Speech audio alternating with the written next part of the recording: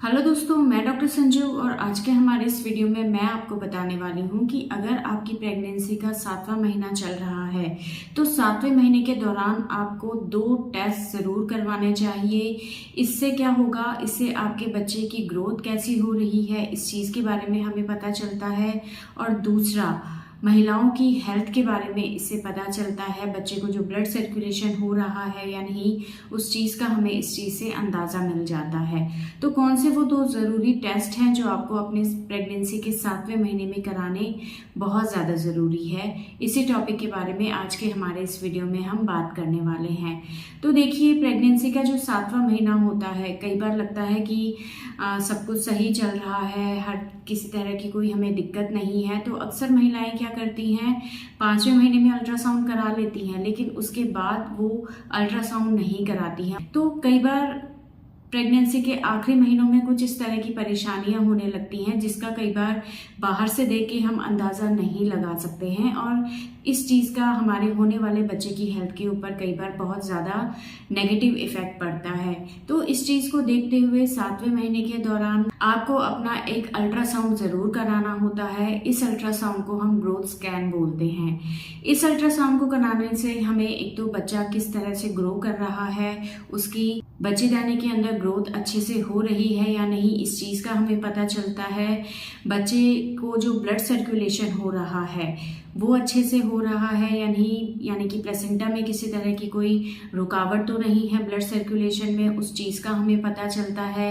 बच्चे के चारों तरफ जो पानी है, जिसको कि हम एमनियोटिक फ्लूइड बोल रहे हैं, उसकी मात्रा प्रेगनेंसी के अकॉर्डिंग ठीक है या नहीं, कहीं वो कम तो नहीं हो रहा है।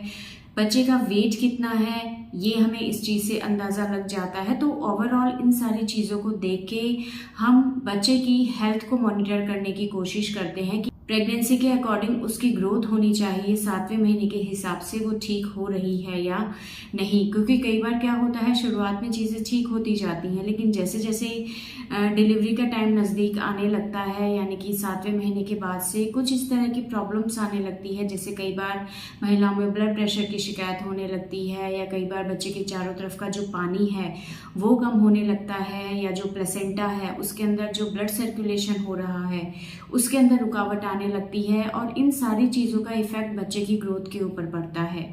इससे बच्चे की ग्रोथ में कमी आने लगती है। अगर ब्लड सप्लाई उसे अच्छे से नहीं मिलेगा तो बच्चे को न्यूट्रिएंट्स नहीं मिलेंगे, ऑक्सीजन नहीं मिलेगी, जिससे उसकी ग्रोथ के ऊपर इफेक्ट पड़ेगा। बच्चे के चारों तरफ का अगर पानी कम हो जाएगा तो उससे बच्चे के मूवमेंट्स में प्रॉब्लम होगी, और इन सारी चीज़ों की वजह से कई बार प्री टर्म डिलीवरी के चांसेस भी हो जाते हैं। रिस्क रहता है कि कहीं बच्चा टाइम से पहले हमें डिलीवर ना कराना पड़े। तो इन सारी चीज़ों को देखते हुए ये जो अल्ट्रासाउंड है इसको कराना बहुत ज़्यादा ज़रूरी होता है। इसके अलावा इस दौरान आपको अपने ब्लड प्रेशर को रेगुलर मॉनिटर करना है। 20वें हफ्ते के बाद से बहुत सी महिलाओं का जो ब्लड प्रेशर है वो धीरे धीरे बढ़ने लगता है, और कई महिलाओं को इस चीज़ का बिल्कुल भी एहसास नहीं होता है कि उनका ब्लड प्रेशर बढ़ रहा है।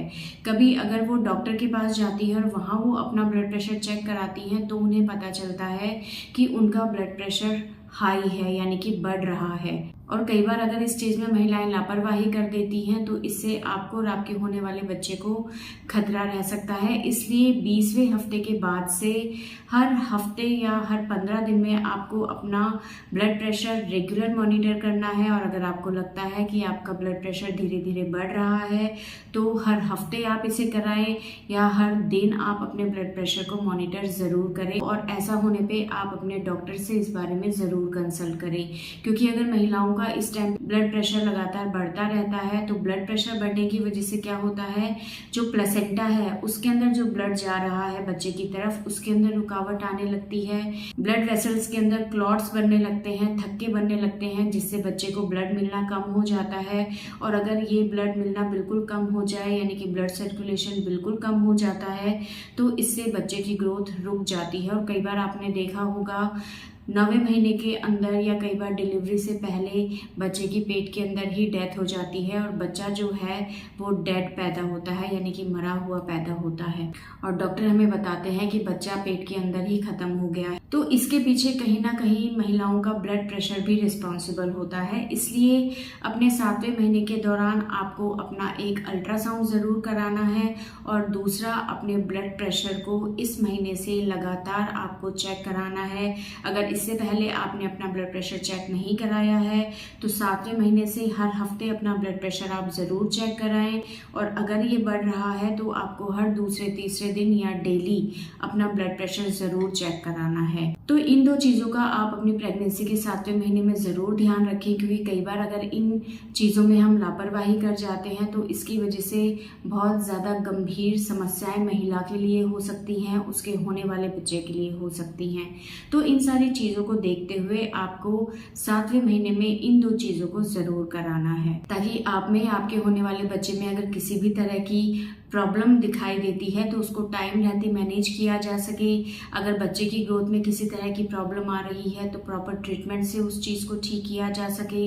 अगर लगता है कि बच्चे की हेल्थ के ऊपर किसी भी वजह से कोई नेगेटिव इफेक्ट पड़ रहा है, बच्चे की ग्रोथ कम हो रही है या जो ब्लड सर्कुलेशन है वो बच्चे को कम हो रहा है, तो कई बार इन सब चीज़ों को देखते हुए बच्चे की जान को बचाने के लिए डॉक्टर प्री टर्म डिलीवरी का भी प्लान कर लेते हैं, यानी कि टाइम से पहले आपकी डिलीवरी ऐसे में वो करा देते हैं जिससे आपके और आपके होने वाले बच्चे को किसी भी बड़ी प्रॉब्लम से टाइम रहते बचाया जा सके। तो इन सब चीज़ों का पता हमें तभी लगेगा जब हम डॉक्टर से रेगुलर विजिट करेंगे। डॉक्टर हमें टाइम टाइम पे गाइड करते रहेंगे कि अब आपको कौन से टेस्ट, कौन से अल्ट्रासाउंड कराने हैं और उन सब चीज़ों को हमें डॉक्टर की एडवाइस के अकॉर्डिंग कराना बहुत ज़्यादा ज़रूरी होता है, ताकि किसी भी तरह की प्रॉब्लम से हम टाइम रहते डील कर पाएँ। तो दोस्तों ये था आज का हमारा वीडियो। अगर इस वीडियो से रिलेटेड आपके किसी तरह के कोई सवाल हैं जो आप हमसे पूछना चाहते हैं तो आप हमें कमेंट कर सकते हैं और हमारे आने वाले वीडियोस को देखने के लिए